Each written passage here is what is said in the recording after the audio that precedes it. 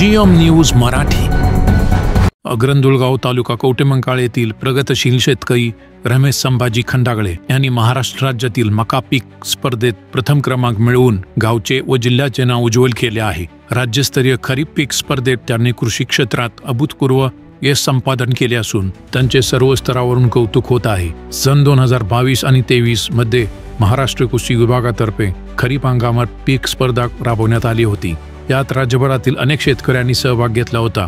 या स्पर्धेत रमेश खंडागळे यांनी एकरी 71.39 क्विंटल मका उत्पन्न घेतले, जे सरासरी उत्पादनाच्या तुलनेत तब्बल 6 पट अधिक आहे। या उल्लेखनीय यशामुळे त्यांनी राज्यस्तरीय प्रथम क्रमांक पटकावला। या यशाबद्दल सप्टेंबर 2024 मध्ये मुंबईतील वरळी क्रीडा संकुल येथे राज्यस्तरीय पुरस्कार सोहळा पार पडला होता।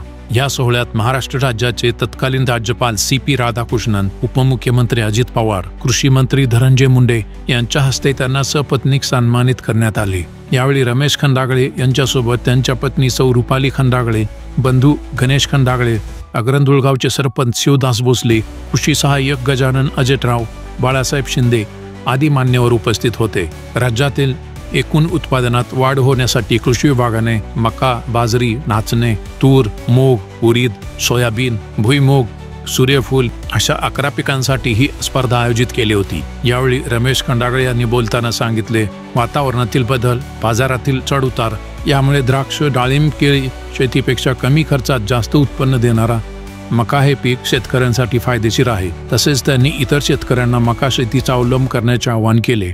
रमेश खंडागळे यांनी आतापर्यंत शेतीत अनेक प्रयोग केले असून त्यांच्या कृषी क्षेत्रातील उल्लेखनीय कामगिरीमुळे इतर जिल्ह्यांमधून मार्गदर्शनासाठी त्यांना निमंत्रणे मिळत आहेत। दुष्काळी आणि ग्रामीण भागातील शेतकऱ्यांसाठी त्यांचे कार्य आदर्शवत ठरत आहे। जीएम न्यूज मराठी चॅनलसाठी मुख्य संपादक HB तांबोळी। अशाच महत्त्वाच्या बातम्या पाहण्यासाठी जीएम न्यूज मराठी चॅनलला सबस्क्राईब करा आणि आपल्या मित्रांबरोबर नक्की शेअर करा।